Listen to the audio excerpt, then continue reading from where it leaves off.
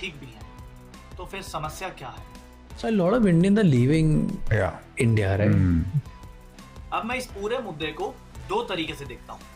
पहला, क्योंकि ये लोग इन्फ्लुएंसर्स हैं, ये बाकी लोगों को भी प्रेरित और आकर्षित करते हैं देश छोड़ने के लिए।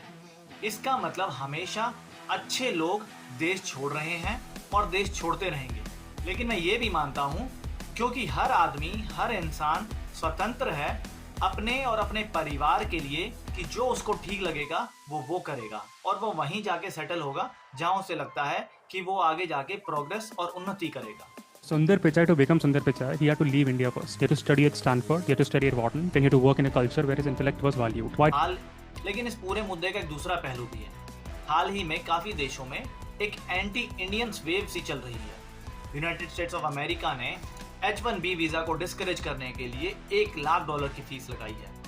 कनाडा में स्टूडेंट वीजा और परमानेंट रेजिडेंसी की एप्लीकेशंस का रिजेक्शन रेट बढ़कर 62% हो गया है।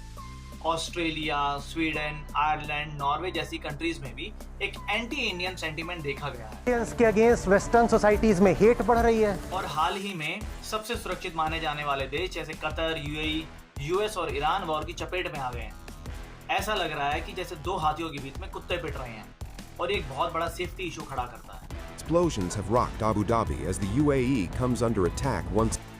तो मेरा ये संदेश उन सब भारतीयों के लिए है जो देश छोड़ के भागना चाहते हैं।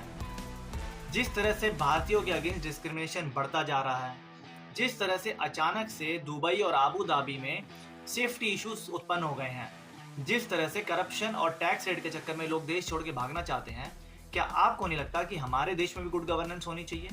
क्या आपको नहीं लगता कि हमारे देश में भी अच्छी फैसिलिटीज मिलनी चाहिए? दुबई सुरक्षित इसलिए है क्योंकि वहां पे कानून चलता है। दुबई सुरक्षित इसलिए है क्योंकि वहां पे लोगों को इंसाफ मिलता है।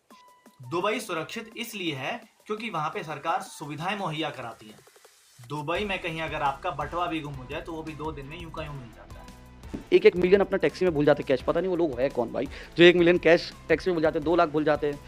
मोबाइल का टैक्सी वाला बंदा रिपोर्ट कर चुका होगा कि भाई ये मेरे पास में चीज़ मिली है। और कहीं तो मेरा मानना है, क्यों ना हम भी मिल के अपने देश में अच्छी फैसिलिटीज लेके आए, क्यों ना हम अपने देश में अच्छी गवर्नेंस लेके आए, और इसके लिए हम सबको भागने की बजाय मिल के काम करना होगा, सिस्टम को ठीक करना होगा। समस्याएं तो आपको हर जगह मिलेंगी, लेकिन उनसे भागने की बजाय क्यों ना हम डट के उनका मुकाबला करें।